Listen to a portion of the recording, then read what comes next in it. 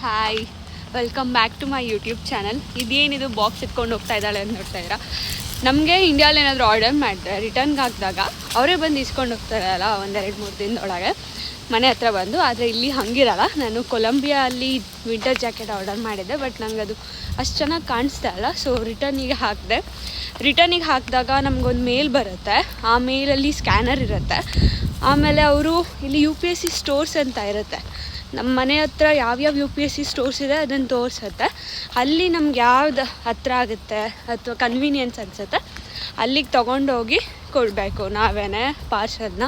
ಆಮೇಲೆ ಅಲ್ಲಿ Q R ಕಳಿಸಿರ್ತಾರೆ ಅಲ್ವಾ, ಅದನ್ನು ಸ್ಕ್ಯಾನ್ ಮಾಡಿ ಅವರಿಗೆ ಕೊಟ್ಟರೆ ವಾಪಸ್ ಇಸ್ಕೊತಾರೆ. ಆ್ಯಂಡ್ ಆಲ್ಸೋ ನಾನು ಕೊಲಂಬಿಯಲ್ಲಿ ಆರ್ಡರ್ ಮಾಡಿರೋದ್ರಿಂದ ನನಗೆ ಅಮೆಝಾನ್ ಬಗ್ಗೆ ಗೊತ್ತಿಲ್ಲ, ಯಾಕಂದರೆ ಇನ್ನೂ ಏನು ರಿಟರ್ನ್ ಮಾಡಿಲ್ಲ. ಆಲ್ಸೋ ಇಲ್ಲಿ ಇವಾಗ ನಾನು ರಿಟರ್ನ್ ಮಾಡ್ತಿರೋದ್ರಿಂದ ನನಗೆ ರೀಫಂಡ್ ಪೂರ್ತಿ ಬರ್ತಾ ಇಲ್ಲ. $6 ಕಟ್ ಮಾಡಿಕೊಂಡು ಬರ್ತಾ ಇದೆ ರೀಫಂಡು. ಏನಕ್ಕಂತ ಗೊತ್ತಿಲ್ಲ, ಮೇ ಬಿ ಕನ್ವೀನಿಯನ್ಸ್ ಫೀ ಅಂತೇನೋ ಇರಬೇಕು.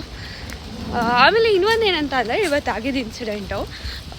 ನಮ್ಮ ಕಾಲೇಜ್ ಹತ್ರ ಒಂದು ಪ್ರೈವೇಟ್ ಪ್ರಾಪರ್ಟಿಗೆ ಬೆಂಕಿ ಹತ್ಕೊಂಡಿತ್ತಂತೆ. ಸೊ ಅದಕ್ಕೆ ಅಲ್ಲಿ ಸ್ಟೂಡೆಂಟ್ಸ್ ಎಲ್ಲ ಇದ್ರಂತೆ.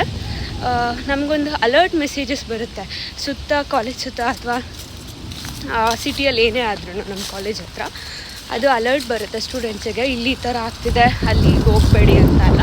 ಸೊ ಅದು ತುಂಬ ಯೂಸ್ಫುಲ್ ಅನಿಸುತ್ತೆ. ಏನಕ್ಕಂತ ಅಂದರೆ ನಮ್ಗೆ ಅವಾಗ ಅವೇರ್ ಆಗಿರ್ತೀವಿ, ಆ ಏರಿಯಾಲಿ ಹಿಂಗೆ ಆಗ್ತಿದೆ ಹೋಗಬಾರ್ದು ಅಂತ ಅಂದ್ಬಿಟ್ಟು. ಸೊ ಹಂಗೆ ಮೇಲ್ ಬಂತು ಇವತ್ತು.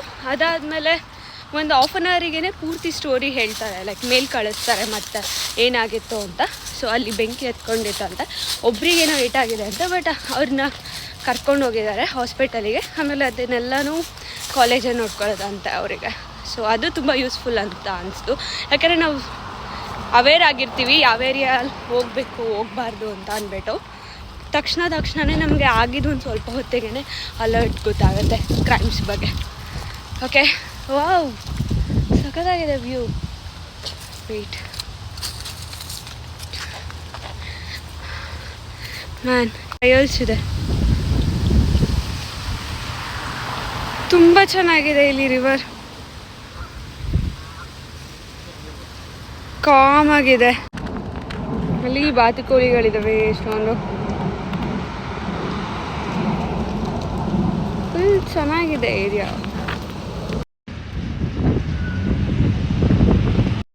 ಸಂಜೆ ಇನ್ನೂ 4 ಗಂಟೆ, ಬಟ್ ನೋಡಿ ಸುತ್ತ ಎಷ್ಟು ಕತ್ಲಾಗಿದೆ. ಆಲ್ರೆಡಿ ಒಂದು 5:30-6 ಆದಂಗೆ ಆಗ್ತಾಯಿದೆ ಆಲ್ರೆಡಿ. ಯಾಕಂದರೆ ಇಲ್ಲಿ ಫಾಲ್ ಬ್ಯಾಕ್ ಅಂತ ಮಾಡ್ತಾರೆ, ಡೇ ಲೈಟ್ ಸೇವಿಂಗ್ ಅಂತ. ಸೊ 1 ಅವರ್ ಹಿಂದಕ್ಕೆ ಹೋಗುತ್ತೆ ಟೈಮು. ಈಗ 5 ಗಂಟೆ ಆಗಿರಬೇಕಿತ್ತು, ಆದರೆ 1 ವೀಕ್ ಬ್ಯಾಕ್ ಫಾಲ್ ಬ್ಯಾಕ್ ಆಗಿರೋದ್ರಿಂದ ಬೇಗ ಕತ್ಲೆ ಆಗುತ್ತೆ. 4 ಗಂಟೆನೇ ಇದೆ ಇನ್ನು. ಸಕ್ಕತ್ತಾಗಿದೆ ಇಲ್ಲಿ.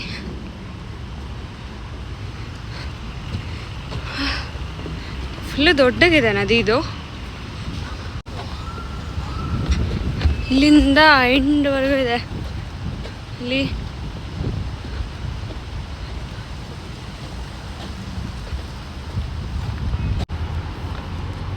ಅಲ್ಲಿ ಕ್ಲೌಡ್ ತುಂಬ ಚೆನ್ನಾಗಿದೆ ಹಿಂದೆ ಇತ್ತು.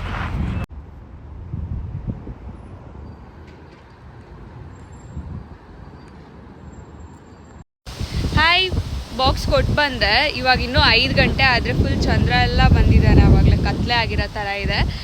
ಸೊ ಏನಂತ ಅಂದರೆ, ಮೇಲ್ ಚೆಕ್ ಮಾಡಿದ್ರೆ ಅಲ್ಲಿ QR ಕೋಡ್ ಕೊಟ್ಟಿರಲಿಲ್ಲ. 2 ಥರ ಇರುತ್ತಂತೆ. ಒಂದು QR ಕೋಡ್ ಕೊಟ್ಟಿರ್ತಾರೆ, ಇಲ್ಲ ಅಂದರೆ ಒಂದು ಲೇಬಲ್ನ ಕೊಟ್ಟಿರ್ತಾರೆ. ಸೊ ನಾವು ಲೇಬಲ್ನ ಪ್ರಿಂಟೌಟ್ ಮಾಡಿ ನಮ್ಮ ಬಾಕ್ಸಿಗೆ ಅಂಟಿಸ್ಕೊಂಡು ಹೋಗ್ಬೇಕಂತೆ, ಪೇಸ್ಟ್ ಮಾಡಿ. ಆದರೆ ನಮ್ಗೆ ಗೊತ್ತಿರಲಿಲ್ಲ ನನಗೆ, ಅದಕ್ಕೇ ಹಾಗೆ ಹೋಗಿದೆ. ಅಲ್ಲಿ ಇಂಡಿಯನ್ ಹುಡುಗಿ ಇದ್ರು ಒಬ್ಬರು.